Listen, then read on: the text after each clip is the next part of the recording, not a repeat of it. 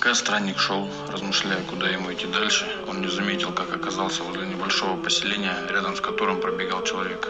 Это был атлет. Он был совершенно безмятежен и спокоен. Казалось, что гром тысячи пушек не остановит его бег. «Доброго здравия!» – помахал странника. Атлет уперся на лежащее неподалеку бревно и стал отжиматься. «Мне было открыто, что где-то в этих местах, в развалинах на севере, я смогу отыскать...»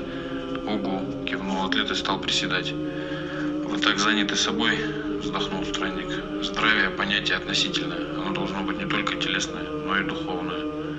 «Это как?»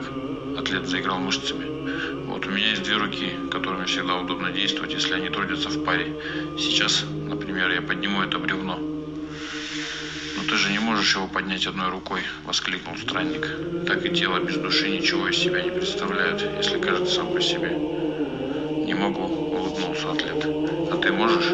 Тебе заметна лишь внешняя сторона. Может, в данный момент я как раз и тренирую духовные силы. Вот сядь на это бревно, чтобы я тебя поднял».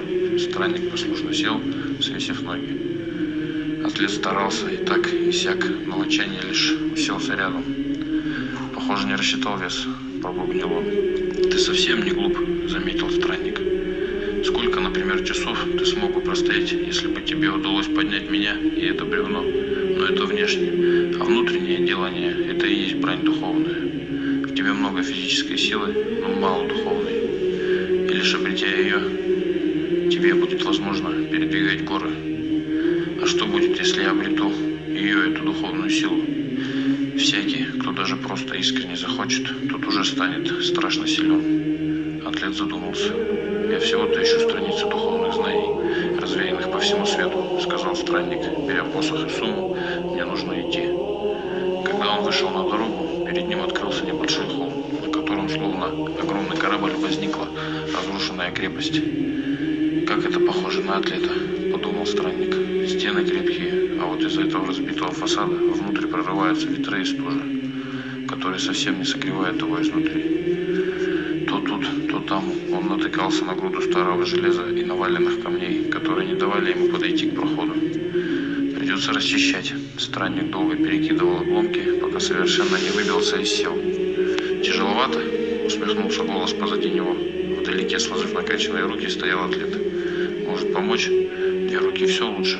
Духовной силы тут не обойтись, нужна и физическая». «Духовной силой», — бормотал про себя странник, продолжая разгребать обломки кирпичей, пока атлет ловко боролся с огромными камнями. Работа была завершена, и все внутри озарилось светом.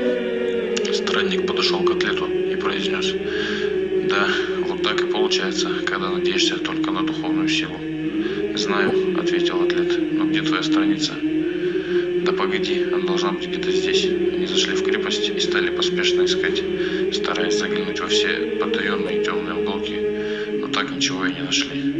День приближался к концу, и странник подумал, что уйдет из этого места с пустыми руками, отчего очень огорчился. «Эй, ты не это ищешь?» – услышал он голос атлета прямо перед разрушенной лестницей. Тот отодвинул огромную глыбу, и взору их предстала совершенно нетронутая временем светлая комната, в которой между кирпичей была спрятана одна из страниц. «Ты можешь больше, чем думаешь», – с восторгом прочитал странник и, поблагодарив атлета, поспешил в свое новое путешествие.